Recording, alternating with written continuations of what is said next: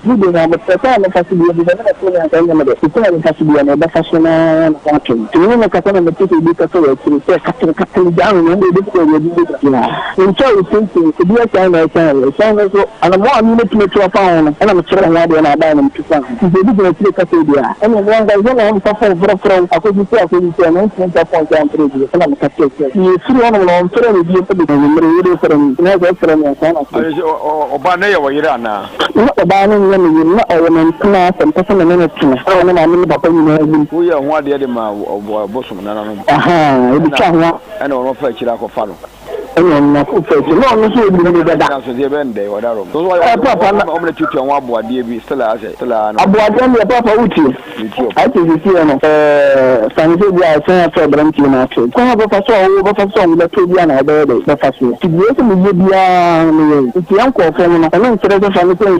Maybe I told you to be not in the mouth and the man. I don't know if you're and you say, just say this. Section as in the Tibia, went to one of the little and the club to the new change and I buy the other relation more than so by Henry or Chef from Wadarum. Committing up. You're going to Baba.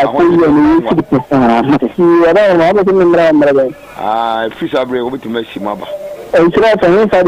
Your tech, traffic light, and that's why.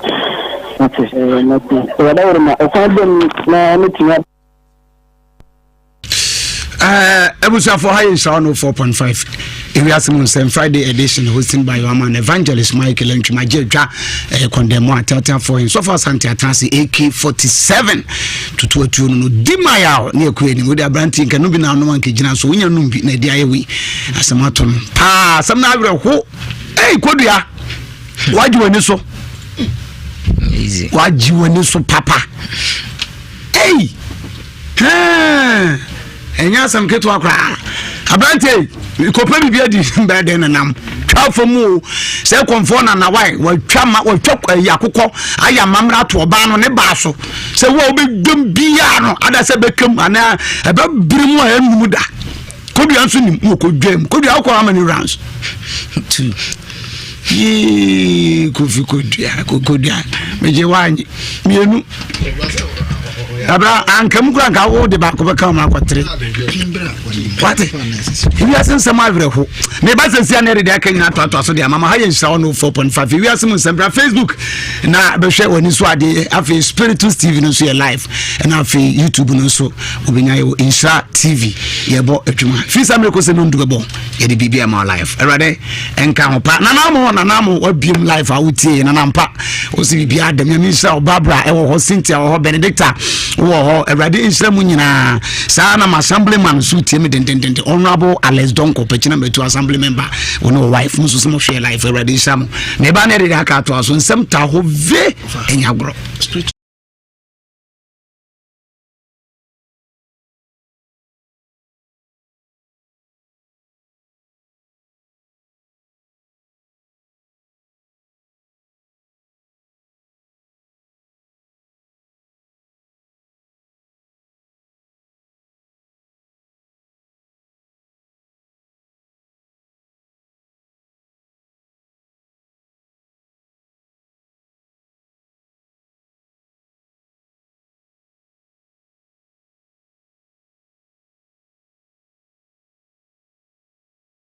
At long last, the battle has ended. Ghana, your beloved country, is free forever. Independence Day is here again. Oh! Get ready as your superstation, Love 99.5 FM, brings to you the 63rd Independence Day celebration with all the kids in Ashanti. It's time for all the bubbly little kids in the city to exhibit their talents, have fun, while we shower loads of prizes on them. It's the Love FM Kiddie Festival 2020. Come participate in drama, choreography, poetry recitals, dancing, spelling bee, and lots of exciting activities that we do outside the classroom. Register as a kid, kiddie groups, Sunday school, and as individual kids now by calling 0245 594425 or pick your registration form at the front desk of Love FM. Side attraction includes the battle has ended. Ghana, your beloved country, is free forever. Independence Day is here again. Oh! ready as your superstation, Love 99.5 FM, brings to you the 63rd Independence Day celebration with all the kids in Ashanti. It's time for all the bubbly little kids in the city to exhibit their talents, have fun, while we shower loads of prizes on them. It's the Love FM Kiddie Festival 2020. Come participate in drama, choreography, poetry recitals, dancing, spelling bee, and lots of exciting activities that we do outside the classroom. Register as a kid, kiddie groups, Sunday school, and as individual kids now by calling 0245 594425 or pick your registration form at the front desk of Love FM. Side attraction includes all the kids playing equipment from bouncy castles, swimming pools, electric trains, and many more. There will be lots to eat and drink. Venue is the Rodray Park on Friday, 6th March 2020, 9 a.m. sharp. Kiddie Fest, celebrating our independence with our talents as we have fun on a holiday. Kiddie Fest is brought to you by your superstation, Love 99.5 FM. At long last, the battle has ended. Ghana, your beloved country, is free forever. Independence Day is here again. Oh! Get ready as your superstation, Love 99.5 FM, brings to you the 63rd Independence Day celebration with all the kids in Ashanti. It's time for all the bubbly little kids in the city to exhibit their talents, have fun, while we shower loads of prizes on them. It's the Love FM Kiddie Festival 2020. Come participate in drama, choreography, poetry recitals, dancing, spelling bee, and lots of exciting activities that we do outside the classroom. Register as a kid, kiddie groups, Sunday school, and as individual kids now by calling 0245 594425 or pick your registration form at the front desk of Love FM. Side attraction includes all the kids playing equipment from bouncy castles, swimming pools, electric trains, and many more. There will be lots to eat and drink. Venue is the Rodray Park on Friday, 6th March 2020, 9 a.m. sharp. Kiddie Fest, celebrating our independence with our talents as we have fun on a holiday. Kiddie Fest is brought to you by your superstation, Love 99.5 FM. At long last, the battle has ended. Ghana, your beloved country, is free forever. Independence Day is here again. Oh! Get ready as your superstation, Love 99.5 FM, brings to you the 63rd Independence Day celebration with all the kids in Ashanti. It's time for all the bubbly little kids in the city to exhibit their talents, have fun, while we shower loads of prizes on them. It's the Love FM Kiddie Festival 2020. Come participate in drama, choreography, poetry recitals, dancing, spelling bee, and lots of exciting activities that we do outside the classroom. Register as a kid, kiddie groups, Sunday school, and as individual kids now by calling 0245 594425 or pick your registration form at the front desk of Love FM. Side attraction includes all the kids playing equipment from bouncy castles, swimming pools, electric trains, and many more. There will be lots to eat and drink. Venue is the Rodray Park on Friday, 6th March 2020, 9 a.m. sharp. Kiddie Fest, celebrating our independence with our talents as we have fun on a holiday. Kiddie Fest is brought to you by your superstation, Love 99.5 FM. At long last.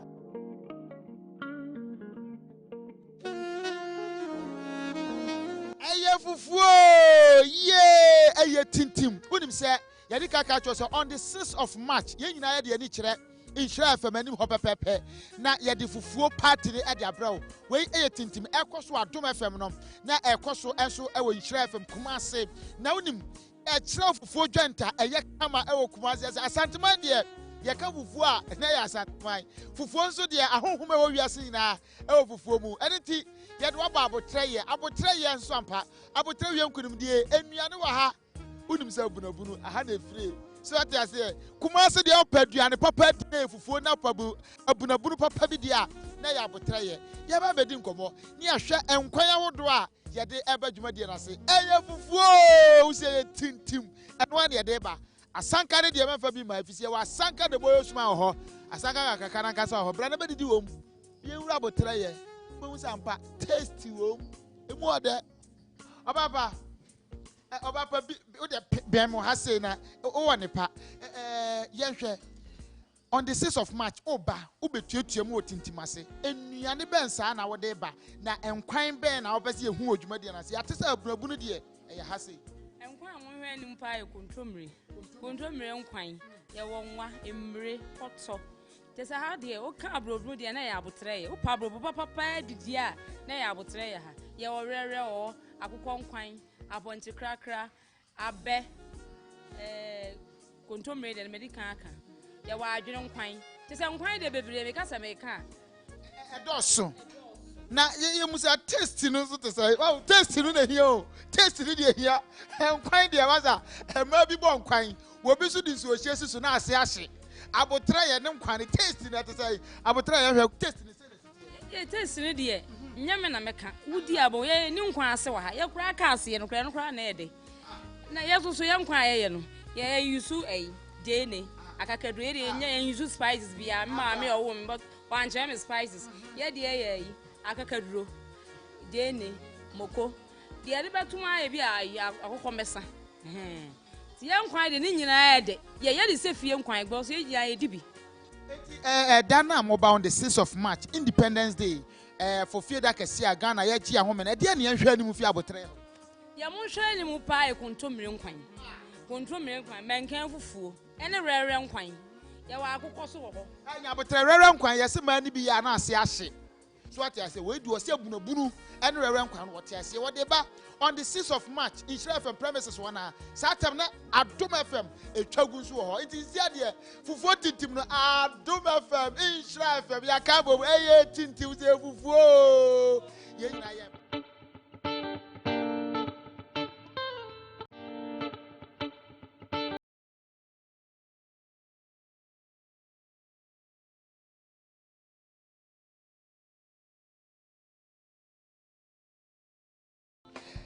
Fufuo yeah on the 6th of March abusiafo ye nyina ye hia ewo Shire FM premises na ye de fufuo party no abaso tintim fufuo party and ye de ebra wonim se afie etwa mu no ekoso ewa Adom FM enti Adom ene Shire nyina na ye so atiaze tintim ahohoma ewo fufuo mu me ba ba kyerkyerɛ o enti si aba be pie mu agyeso obra hima na nkasa ni kronie enti agyeso de wonim se eya aponchi echi so what as a tiedi ni ye aponchi echi choba ye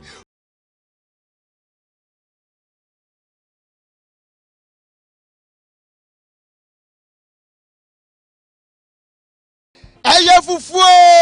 ye on the 6th of March abusiafo ye nyina ye hia ewo Shire FM premises na ye de fufuo party no abaso tintim fufuo party and ye de ebra wonim se afie etwa mu no ekoso awa Adom FM enti Adom ene Shire nyina na ye so atiaze tintim ahohoma ewo fufuo mu me ba ba kyerkyerɛ o enti si aba be pie mu agyeso obra hima na nkasa ni kronie enti agyeso de wonim se eya aponchi echi so atiaze tiedi ni ye aponchi echi choba ye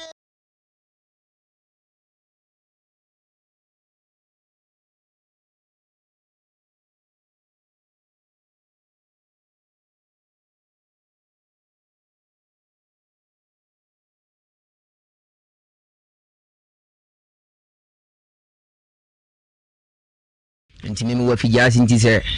wo be ba ho de a no se okay no se wo pe e man ko me bia damadwa na mse ne e bodan so wonti fisha board ni bia kanti bla wo ba na de kina wo kwa no agye akonwa ne ko ada wo ya carpenter ni patron e de hin bi na wo ye me bodan so nti oye ne adwada me ko adwada ti dwada na nyumle na obedru ye ti obedru na ne edan no so ya complete bi dada ende de ubetima ada ba bia na de e boss no so ba bi nkunti ba bi na me ne ko ende fom na wo ho ene da ma de kye uko ha na ona ba me nchen wa fijase na me ne da ma de kye e be de kye binada ene ye wi adwuma na binada no obi apapa mu ane ko nti bedu fie ebinada na nyumle hwe anyame nti ukuada emre ngo kokwa dubo na mnumbie timinumbie no efi be atem ho ko na soleye sole ya nubie mu na misa do na manom no na akoyi fasa ade wi abreme nti madwene ho na menti ase na maami bi wo ye nchen wo ye no ho sofo maami no bebo mpa ye maami we se me kwa fijase me kofa ga bia na mso me geda da bi ma ne besam ho no se wo no no bi ato no so na aba me so na me so ni din ko mon bisa say o boy ana se oni boy se de oni boy bia ono kwa na tire ono kwa na ha ne danti me kwa metima aba ho ate ne tem bia am se mate enti me de ya me na kakra se wa me so mabisa no anka mu kura nchire me enti wakasa mate na omoje ga ne number no mbisa no okasa an no ni konfo bi na tini ne be se konfo ne na ayesa de na to ne so no de konfo number e ma ye ne efre no ye efre na konfo ne se wona ayesa de no ato ge ne so enti ne e no kre ti bia ye no wona na aye na me se ma tina mo hospital na me mitimu ma me cancer na mitimu de me se kukwadu na me ye na e ya me santim de ko anka hospital enti mo ho nyane ne konfo ne kasa sa na me friend na pa na cho se one ga na tena pe no de bibia to ne so amesere na mafum ti won fa ncheme na o ma me ho ntome no si yo wate woni wonti mi nyame bone pa so konfo bema na ne bibi ne o girl no okay enti wonti mi nyame bone ma mi enti me nko tita mi u miensa na me nyina me mpa chew ebe ko na msemate ti me mama danfo ba ko na tita mi u ni frinton so e de blame anka se hospital na me reye anko ti ade che amfense na store na ade na anko no se ne anko de agese me send ni 50 cedis ema ndi ko to akoko ene snap betwa ma ne bosom no ansa na omo age bibia na mema obai send 50 cedis no ema no me friend was waye ade achin ye ye tia ne tie enti kasa nyemu na msa friend no so obai bi goro enti wa friend suma no enti suma ne se me nkoto okra tuntum na mento akoko fufu ene kokko national ba ko na buza nsem wo hospital doctor no class woni me na me ba me se manom ko kwadu na akofasi abanti me se na wonde so oba ya mamia o me bia me wodi me ntimi nya yinto me yanka ne skasem no so okra tuntum ba ko 1.5 na me se mate eno se akoko no ba ko 30 cedis mienu entina 60 cedis ena nsa no wakeka kwa na si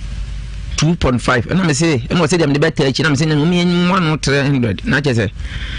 bibia to twa no se jabi yanya ne 3.5 na me se mate na onim papa kura ka say papa fa sika na send ya opani bani wu ana so opani nkwa na papa so opani bankwa ofa ye pe bosia na de 3.5 ne send no na chese 50 cedis na 3.5 na sa waka na 400 so now na me prema doctor ni yim na me kofi dadi mi kofi ade na so sa me frena ebeko ti me frena wasenya ne agese me ba ne na ase wo ahodo aboabo otra aboabo a ekuru ne to aso no kumase he ya kumase ahodo aboabo otra aboabo a ekuru ne to aso no enti kwa nwoma enti me koe ne me maame ene me nan fufu tu ene kan ho so me nkojame ye koe no mo ho na ofre ni suman ene ye kotena ne nchen na wakandi wabeka si ayenyi obi ge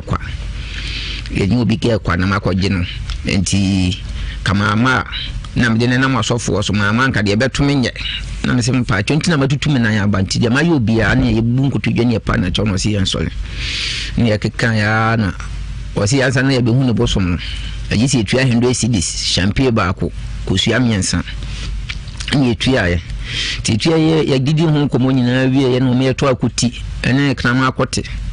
akuti 100 cedis krama akote kwa de maame na se ne ye mbobo nti wanto amaye ne de koye fe ya ko wi akeka ni se nyina wie se one ni suma akasa se be konti obejime 10 million aka 400 no nana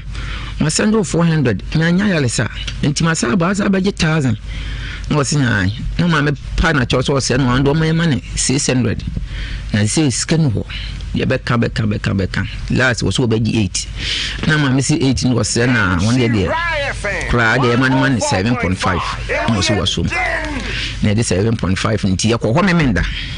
ya ko memenda nti ye ko ni nkuta 7.5 no na de akutine ma no ne kra ma akotine na ye de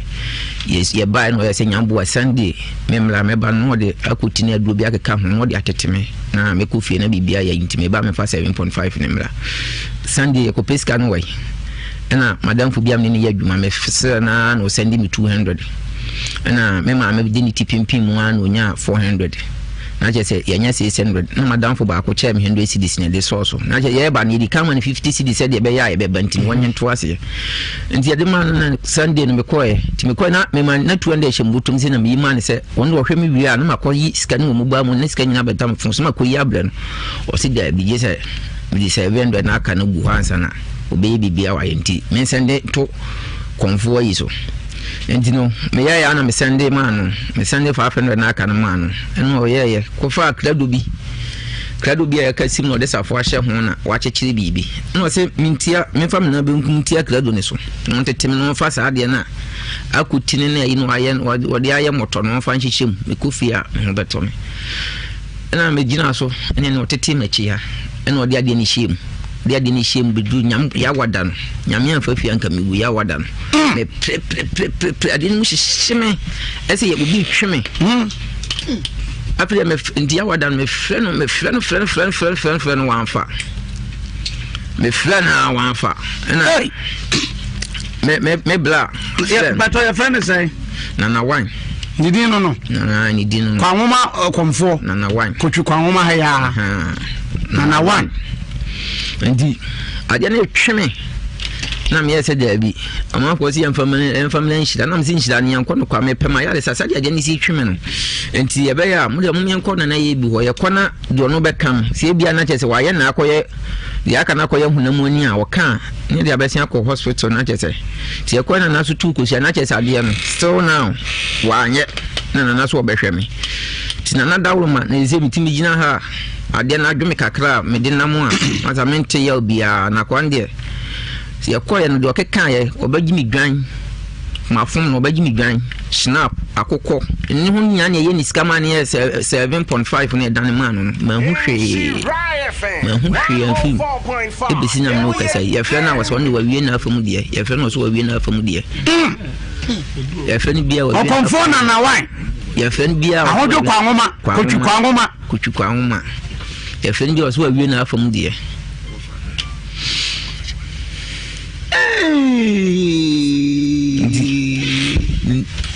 ya samo dia no kula me flag dia no kula no dia no so ne ntam wate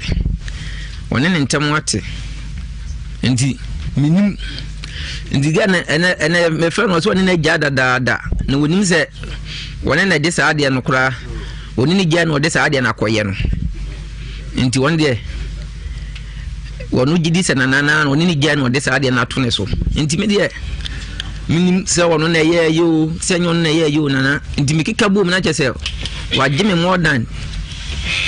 me ka kuko ayi akoti no 100 cedis ne ka ho a ene ye ko no ho 100 cedis no waje ye na me 4 million waje ne se chese more than 13.5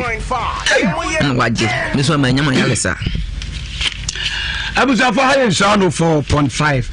We are some Friday edition hosted by your man Evangelist Michael Entry. I'm a friend no. Tata phone na ke masachra me waha. Na na ye bi waha. Kufeji producer waha say don reach dey ko Facebook live. Pacho bra.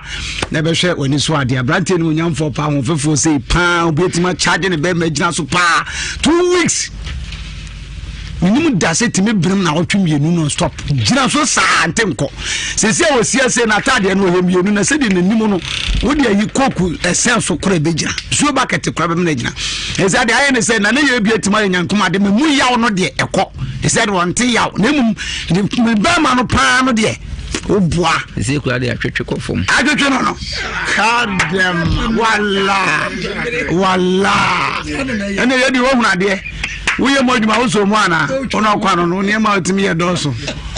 ya uso so de me ba me twa ne dua me jese uso mu twa dua na me guso entua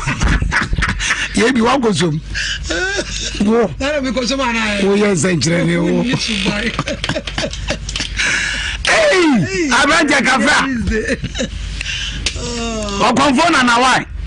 ko twa kwa ngoma o this kind of hey ete for some ho ye ba ne abecheche mu acho questions will be why baby sabrante ni ahwe de call ye so and then ye obetima ba Facebook live in 104.5 na be show ni so nipa bebre ne ho mo hwe gift da ko ewo ho afi Eva na ana mo de ko na bi no usu ansa ewo ho na adwoa enso ewo ho afi na adwoa sika ya adwoa sieboa ewo ho Inshraba Mavis wo na ho ya kasa me boss ankwana kwai na me hu no life nye easy ankwana be man boga one ya bisa pa ke aduga so fi ke ho kwa me amponsa wo ho me boss akasa ankwana be ma boga one ku fiase boga crowd Facebook live anya sam ketwa eradisha ye ko nipa bebre na ye ba me bobo mu nyina ma kenkam mo message ni e de asoso na bibia atumi aye fine abranti asemi avre ho pa na minhu de ye beye sese mpato ma me questions we say oba no woni na twempra pen me na twempra pen amfie be afi be mu kosi afi be mu na mu jaye to bo me se metie for enya ade ne clear pa afi be mu na woni ne twempra okay be me fa say 20 what how many years over kind years 2 years when they started some twempra no mfie mi oni na je say 2018 no and na mo twempra and mu jai mo tra wo for how long mu jai oh it's now be 1 month me fe no so be ba me fe ne bua na mini ho nti o so be ba ti 1 month ni ma tin ka bi mo konkan o konkan me fe no kra na obi fufrafa ge no ne try no 1 month na mo ntem sati and wo konkan ti me fe me fe na obi fufrafa na me me ga chidi okay nti em fa no say ni 2 years time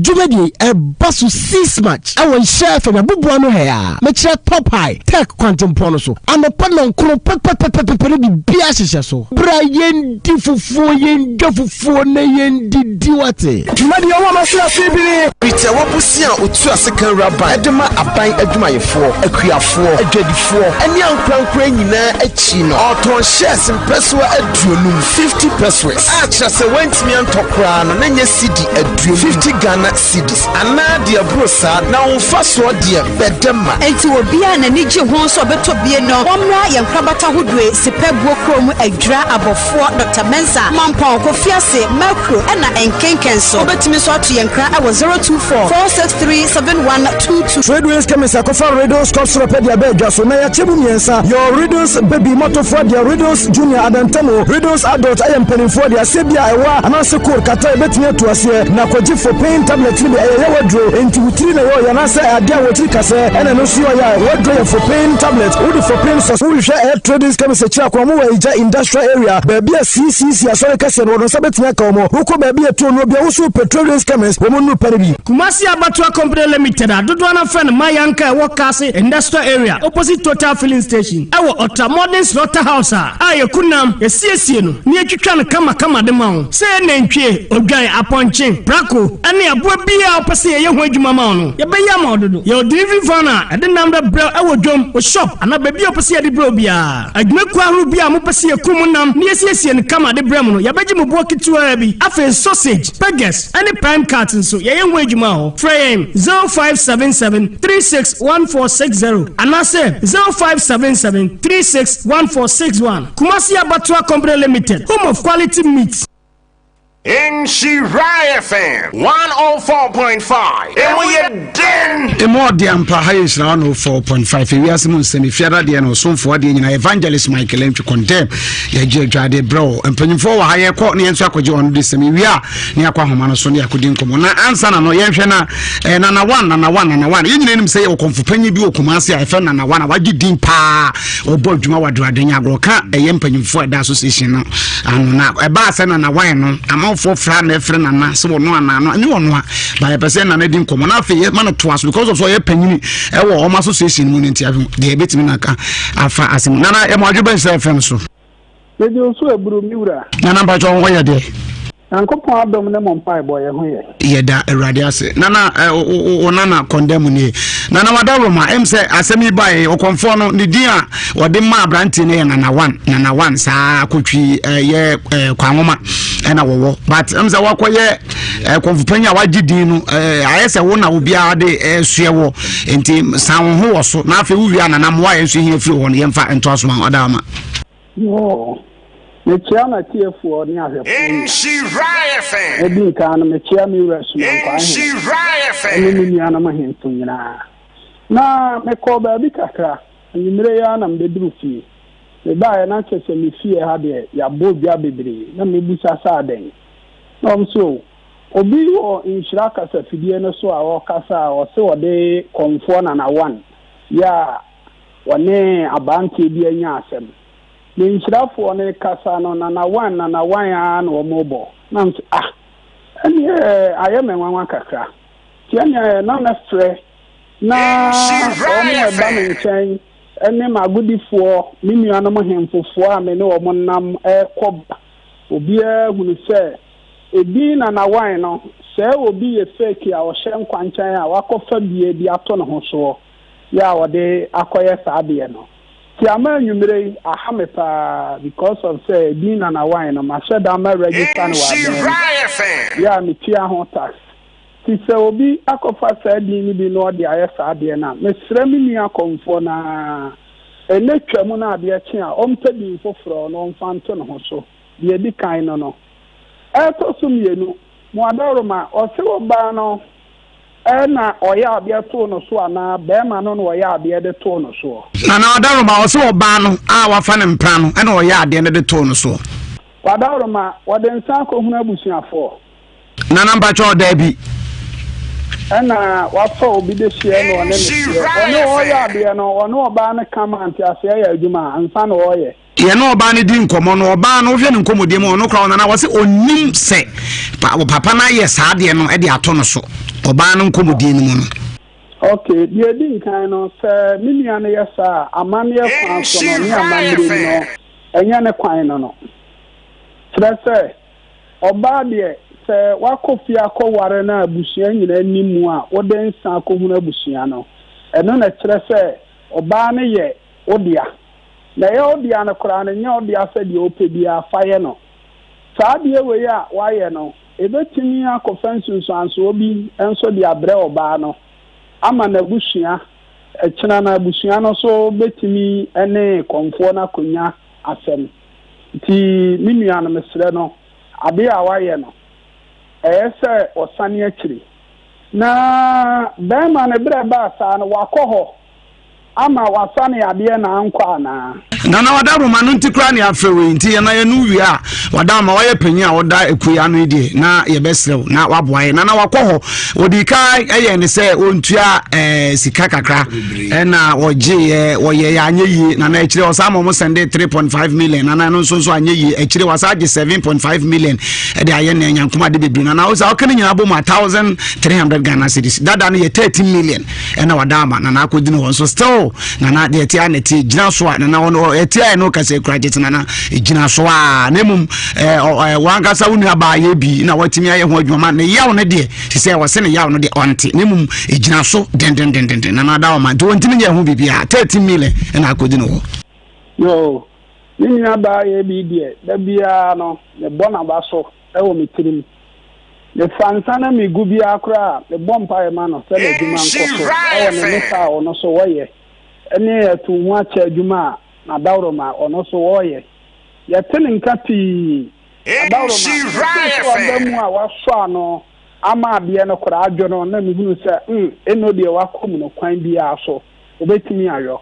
enti me so me se me ne mi nua ba ye be kan bom ya sa ba ante ne ade ama ne ho ato no de to so mienu eye konfo no sadi etie bia me ankasa metuka aba na me ne mo akono ho na ensem bia me ne beka no na dawroma wahwe na abantie no sika bia kodin ho bia no ode na de ama no na ma su bia ba na me gidi yie na misusu se bia abasei ene wo je fancy bi ama na ho saa minima konfo no bebra wo mo so timi yesa sebia obi awu okura no otimi kasa me bosum ne kum no nso na bosum ni kura onim ho hu na wawu awie nti no okwaje sa fansi na ma na ho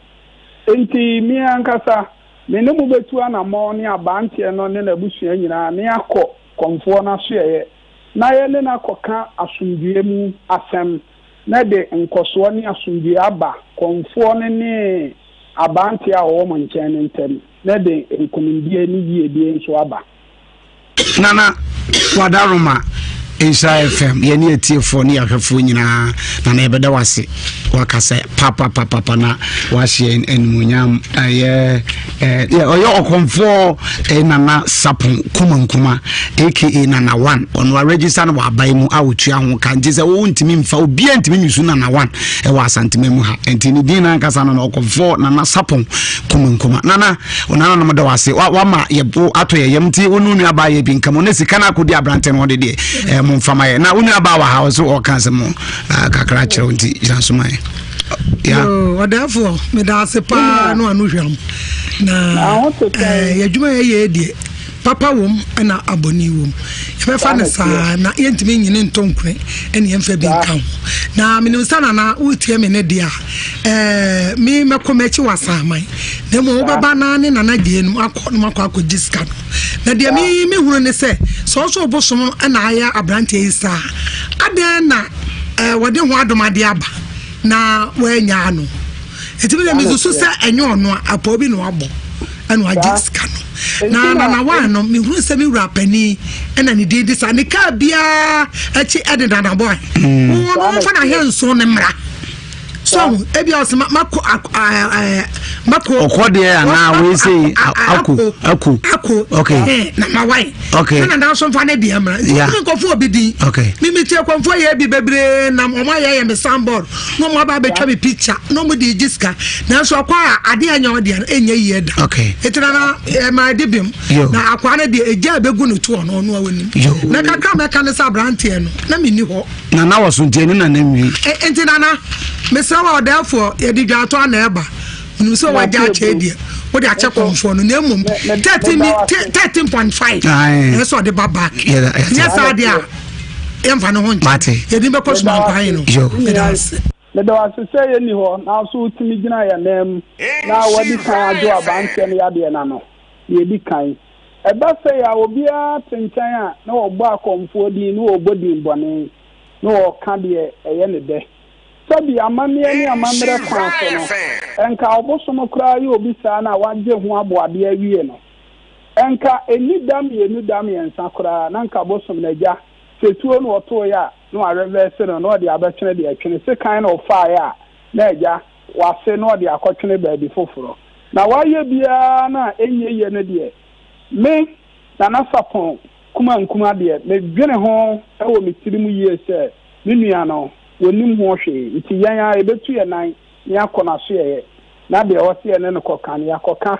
ye de abante ne sika na ma no ama asumdi aba ndamasiana yanso ya da wasena na utinkwa nana sapon kuma nana 1 ena yeti ne nka no konfupanya odampanyifo na betu na mo na wa hwese sika akodi abrante no no in fact e was say baba because said na na kenka okoye na ho ato no asembie no ba waji 13.5 na sebi be manda so gina so nyena na ye bia samenka okamu a ene chese ye sisi nana ye beda wase ene nka ho pa ahaye nshira 104.5 if we asemu nsem fiara de no na ede ebrem no nsem bebre no ho nso bende me pa cho na wo kasa yenti oprekonto aso na afi enkofati fa dwonche kaka de ko ba ye ne se na mini ho ti ba ye no na brante na ba na on se sa ne ma ya ne ma me ma ne korre ya de de adro no na ma ye ma dwene se fanse wa twadua ana obi anu na me ma ye ti me me ne ye ya ana ma hwa ma ya no swat na ade no se de na etie no ano de se de mi ko hu ye no na so se adomala kwa be ma wo tripusa be ma no utimu se ntrintin no ana wo ho me ma kap mon kafro me ma hwa ne de ati agufo na be ma no eso so nkwa na ho na etwontom e fon eturi a ase echi aba etimu ne ya ne de utimu se abras nana utimu se me ma mo wadumu asem da so senka obebia ne be ma ne kohia wi anka ese kum dwama mo yeah bro if you say o hwe se de abrante esi apre so a ete so ba awaka no wi a osimi kurukura me ne nkasa bi so anu adadwana na gya wakoti bi anu odin na enhranka nyame se minim se bedu na awotwe se no obeba bedi adana ne ho ato no mo obeba bedi ene kasa na bo ye se de enhranfo ma emema mo ofia ubi obeje hwe am de aye no na wa ende am de atomo so zuwa kumi akwate na fo ma e se de anya no adru afere bebe odru na mo no poso how ye na how bidi ba what about sa so fo ye ubere bidi ba tomo so ube kumi be ma he ya so far that ene una di aye wo me dem ko me di ja why amen ka so njo akajo ko konfo ya na net ya ka ba za me di e bi ja wo me ko na net ya kra ka ma di me jiro no wono ni se me ka me ho ara no ho so me ko me di ja o zo be kumu be ma ayo aye so for kasa me ko na bi abro we ko da muni aba abro ko tum aba abro e kenya ni ama ya ba ya so vinu na me de kwa asem konda munim de di kan me de aseda e be ma twedi amponkwa me e wa branti se de onam yenu aba ya so ama eniema abafom na de tosumi no aseda tosumi no nkoma na yire na oba na ne te no kodua na yire na ya de pa de oba na ye no enye uyima tenisi wa emu ba ko pe na beti na kwa bo dwama na yesi kam fa ho be unim se na me bisa yi kakra on said anye oba no ho ade bada se wakofia mama hu so na oba ne te ho na wakoye bibi ati sei anka oba no ni o masa so fu kofia ya bisa yire se ka to na to me yire agnes me condemn wa me kwa ko bisa se nka me anko betra sasa enti am ka se wo yima de ma no mboko ba ko pe ene be ya de ababa o yo to wa wati nyam na atua waka obi e wadi a cha okra nyam na atua ka obasa ka kire o se wo ubewu na ejina so sa obeka sa asem de a kire wo enti aseda atosume no nkoma ye nua bai mafutuo emma bemmen ene memma bebre sometimes nipa bebre ho no mo a enya ma me na ka se mi kire mo se nya oba bia ne re to yeketempa so enya oba bia ne re to yeketempa so konda wonim se ma bebre ho no mo memma ewo hawo bebre no ho ne fi because obi won mo no oba ne dawie ne niam asai ubusa ye obeka kire ubusa one ne dawie na na ne niam nyina start sai onim ba bia ye de bai ade ne fi enso ho na ye de bai na fi enti me stressa de di kan memma ne nyina so emfanya afutuo esem emfama wo mo ho na afa ye nua ba ma ye sra so we nso nya afutuo pa emfama na hu se de obetfa toto wanamo eyi ye sra There was a sofa santi AK-47 otutu otuo no ono no na yebekọ ahoma no so 0322083581 83583 na revival mountain of victory osofo Joshua prophet Joshua Barnes I know if you mu ya obodwuma nya asem keto across me kan cho say na me adma fi Juada second March to Sunday 8 March 2020 dwumadi kase ba so pa enye asem kra was a revival bagidigidi pa dwumadi osem kan cho say ba so atwema twede Joshua Johnson ofrokaya oso ko atwema twede Joshua Johnson wa na obihu papai timada so no breaking ancestral curses na onananom no me da so nya ba na oye for speaker na prophet Joshua Barnes onwa na head pastor asori mountain of victory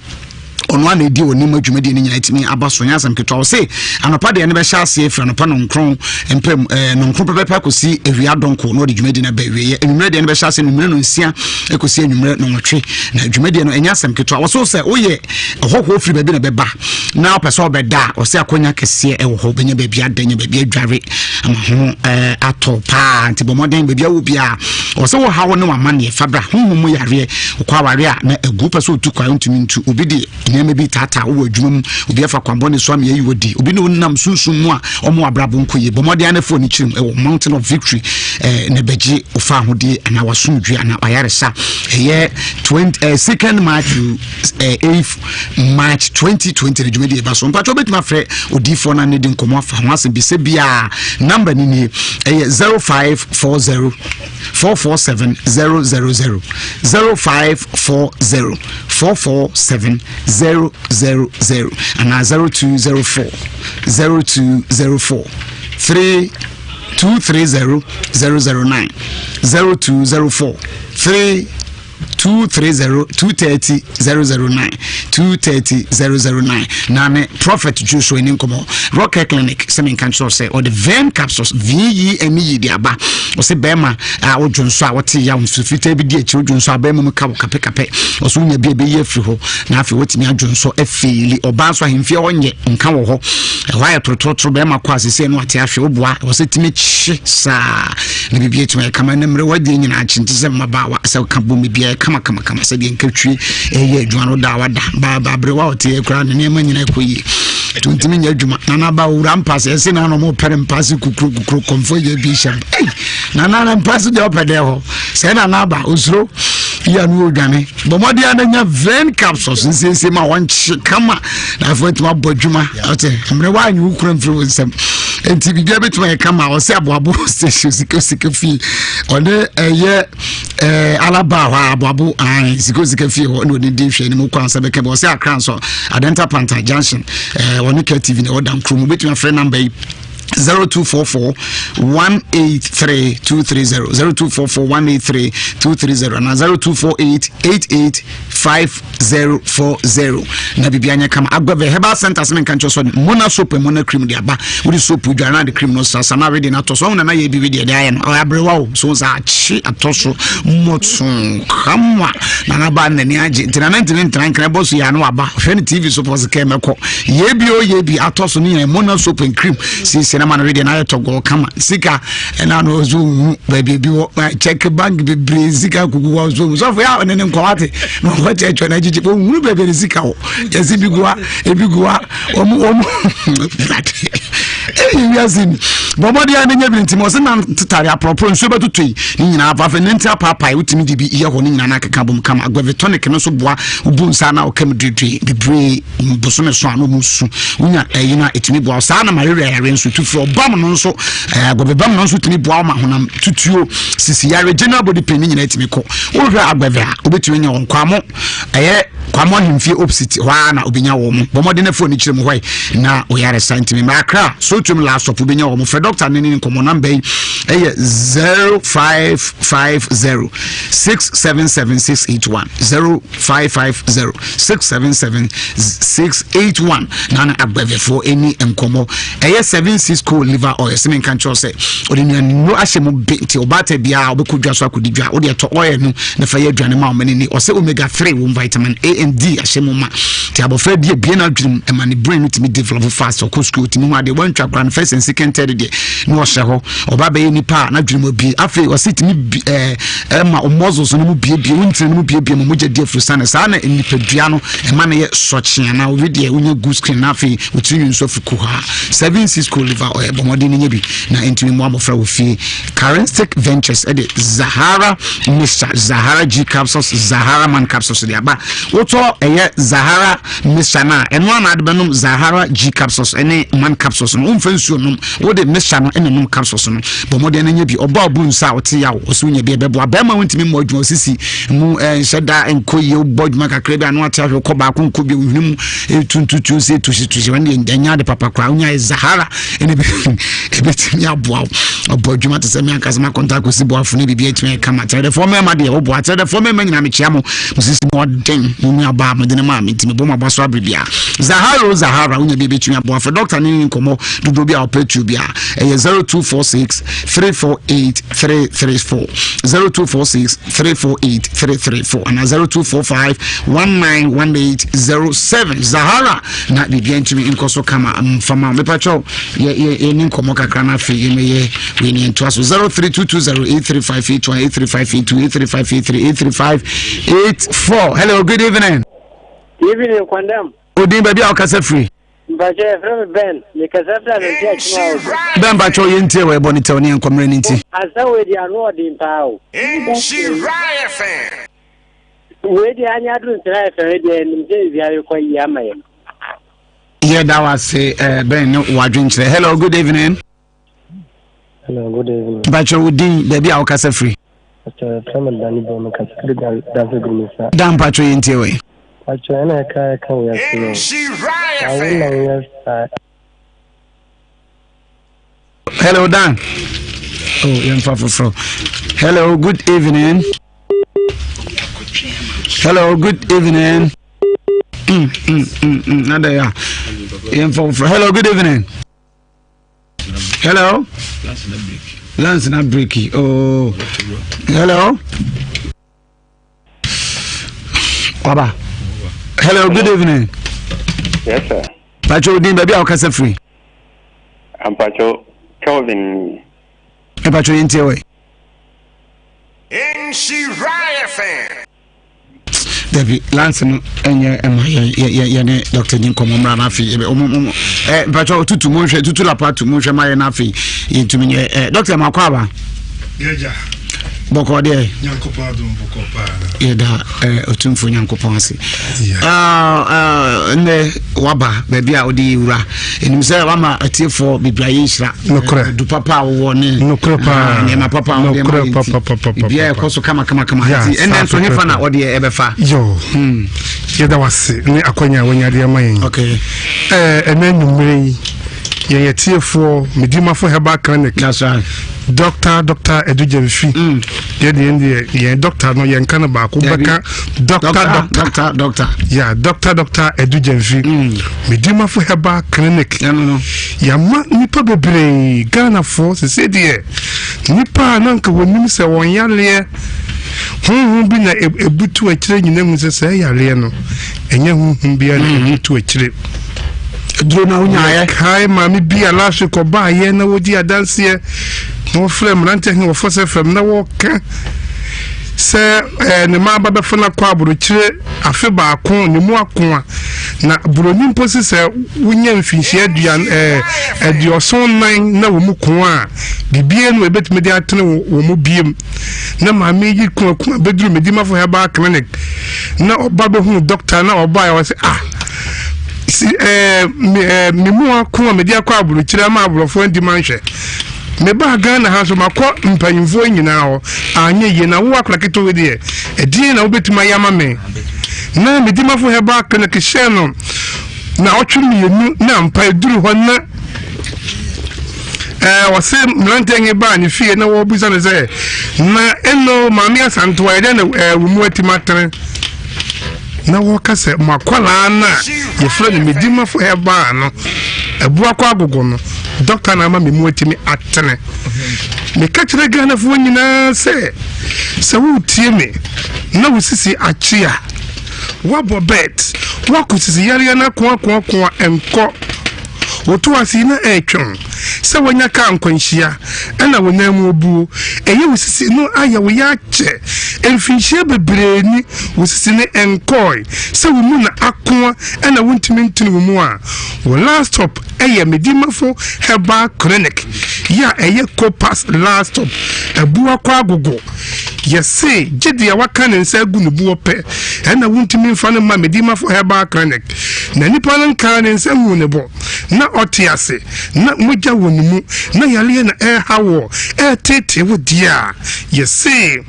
Abibiduro mu nyina ne headquarters ene medima for herbal clinic enti wo yale na wo yale ne nyame PM e wo headquarters ya na wo nyan ko ba bia fi se yale ya enyame PA e wo medima for herbal clinic ne enko ba bi ye pe sisi yale ya ache maami ya omeken wo se yale na nyamfinhia aduonum baako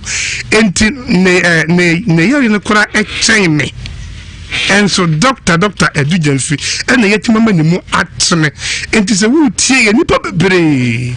and just get dia ma medima for heba enti yale bi how na tetew na so dia wa chinchina ache enti onko ba bia bia mu a na sa yale ni wunya fa me PM e wo medima for heba clinic dia wunya fanko pie ba bia eye last stop me ka kire wo bia wo yale se eye obi last stop eya na metena afidie so America sa me say yale bi ni wa aba medima for ya ba clinic na asan akọ baby da so with the yale abe PM e wo medima for ya ba clinic ni wasa de yale corona asako hospital bi die e bin sida bin su ensida enti utie me a wo ba ya clinic ho a ye wo yale bi enso ne ebra ya hye e de ato so ya ye de sa ma me fa number no ema etiefo number no ye 0244 0244 77 42 0244 77 42 0245 61 63 36 0245 61 63 36 me kachre ediefu nyina se ube PM medima for herbal clinic ya yale bia ewo eda yahye ede atoso eda na yahye de atoso no empa ho sima baako ekora se ebia pressure yale na hawa ube PM eye na otwemiensa ekobosome obia obe PM medima for herbal clinic ya wodi pressure be pie ho nim se uba pressure ne eye 3 weeks diabetes so eye 3 weeks se obi ti se stroke ayew mena baako enye adwuma nipadua nyina eye adwuma but wona baako de etumi enye adwuma enti wuntumi enante eno wo ba eye na otwemienu wobetumi anante ebia wonsa baako eda wo ho wonsa ne awu yetin kura onti eye na otwemienu da baako kura sei emma metoso ebia stroke no ayew wuntumi nkasa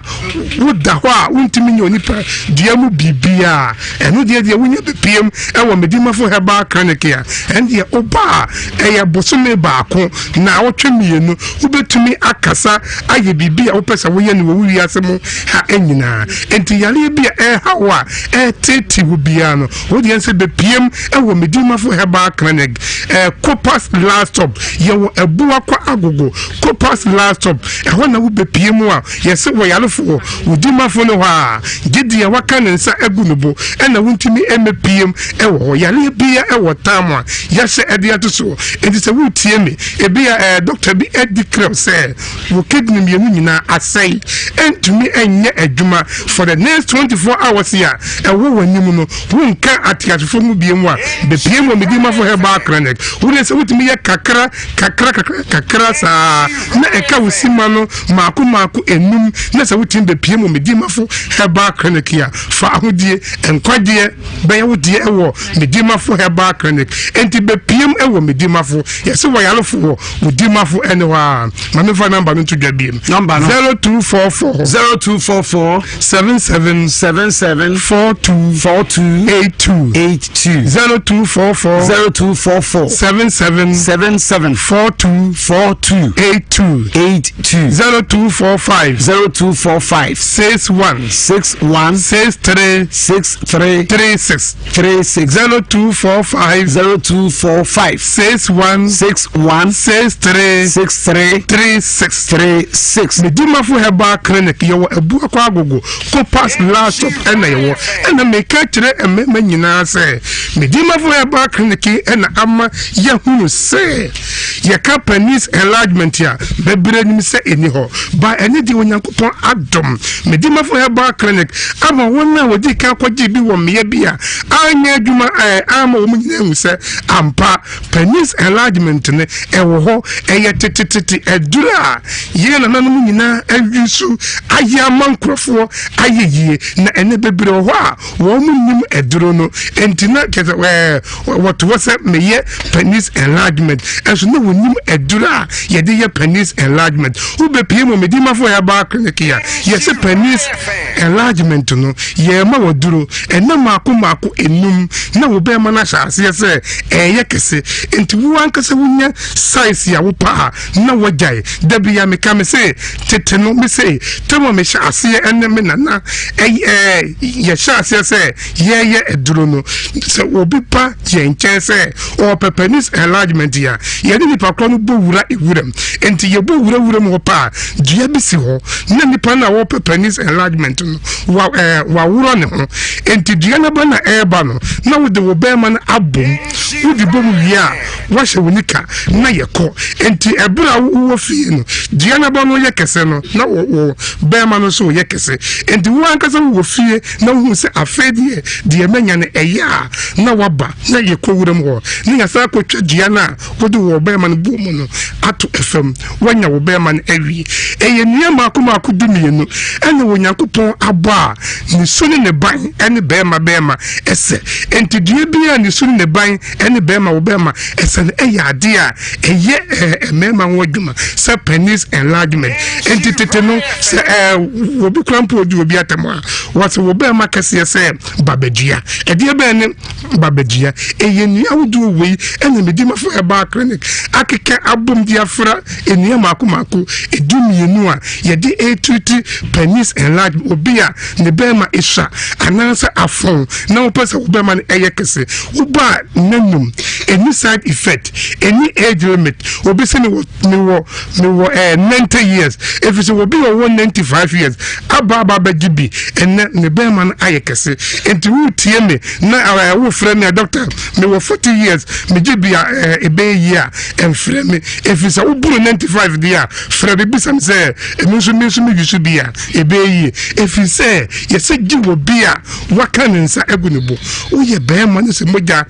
mogya ɛnni wo mu di a wobɛgye bi a ɛnyɛ yie na sɛ mogya wɔ mu na wote ase di a bra medimafo herbal clinic na bɛgye penis enlargement yɛsɛ woyɛ bɛrima wotie me wo bɛrima no ɛwu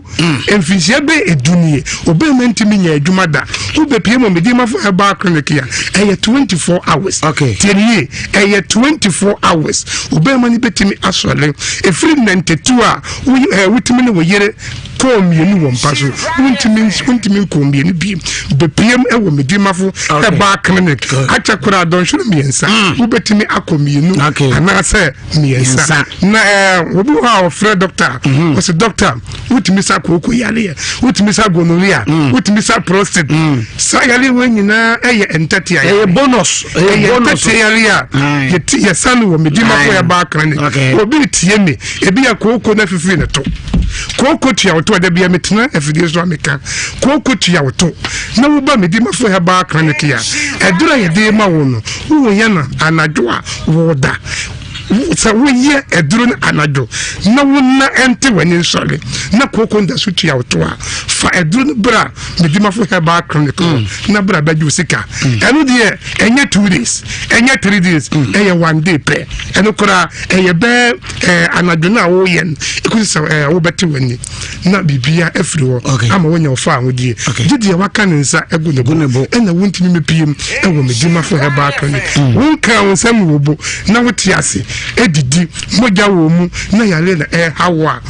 yɛsɛ ɛyɛ abibiduro mu nyinaa headquarters ɛne medimafo herbal clinic yare a ɛnya mɛpie mu no na kyɛ sɛ wontimi nka gyam sɛm de meyare akɔkyinkyina na menya wonya nkɔ headquarters wonya ma headquarters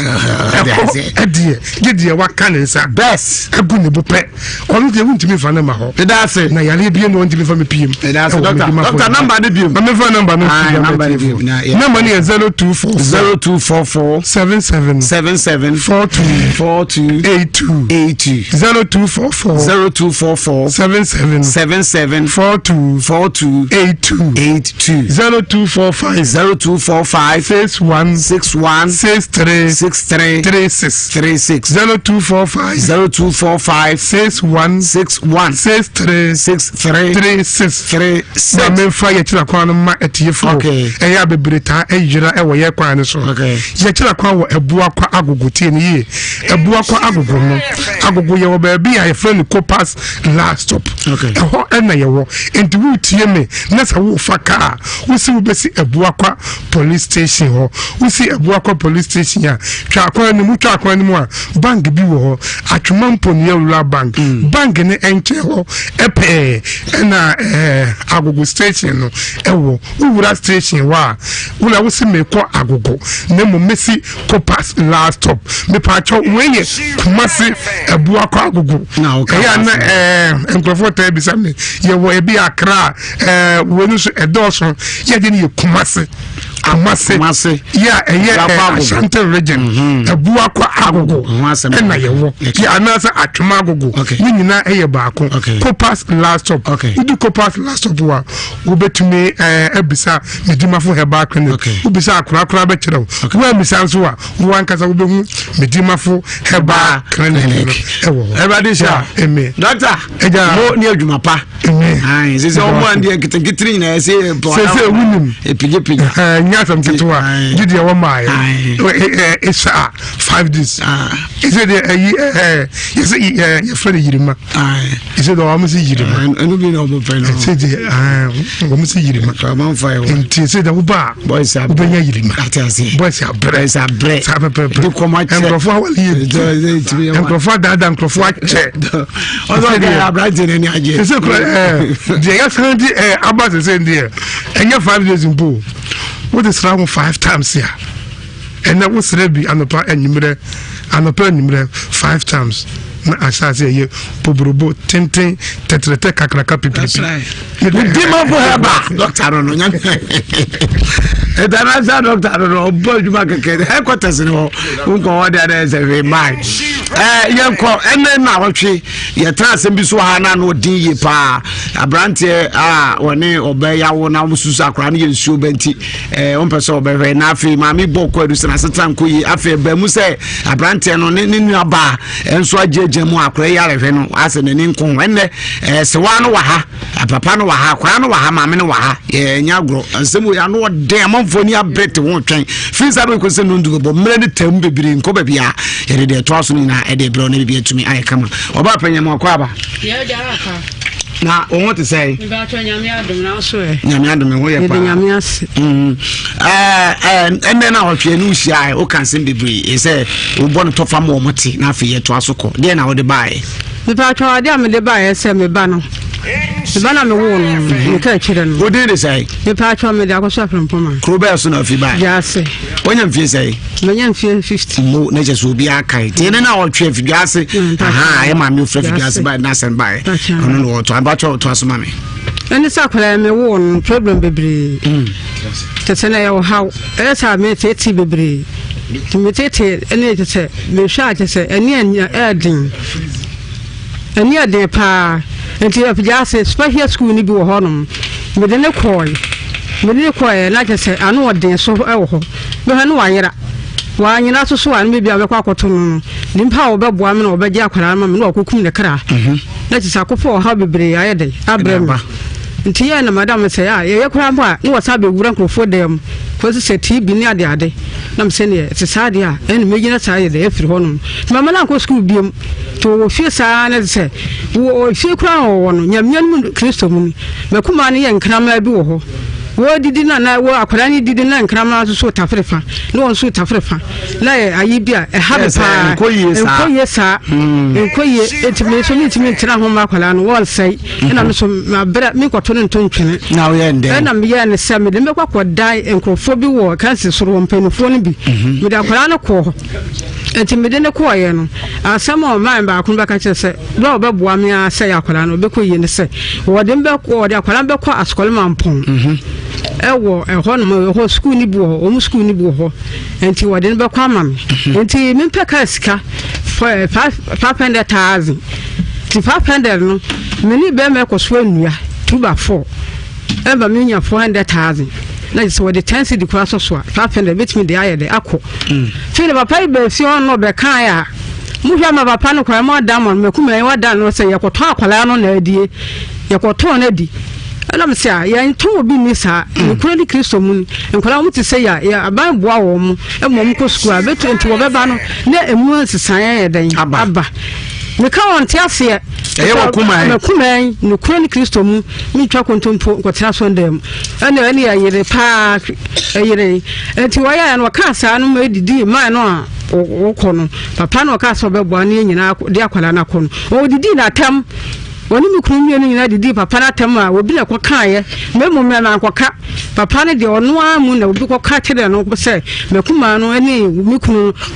ahwe gina se wo mu kwato ye kwato akwala na di mi ko papa ni kwatim ama mesuma kwatim na de akwala na ko na mesuma nyama sundue na metimi adi pa ana mu asase na yatimi aye bibi na yatimi ahwe wo mu no wono susu wo mpene na mi nko so agya sa nko so agya me je bom ko ati ha ni kroni na anu oden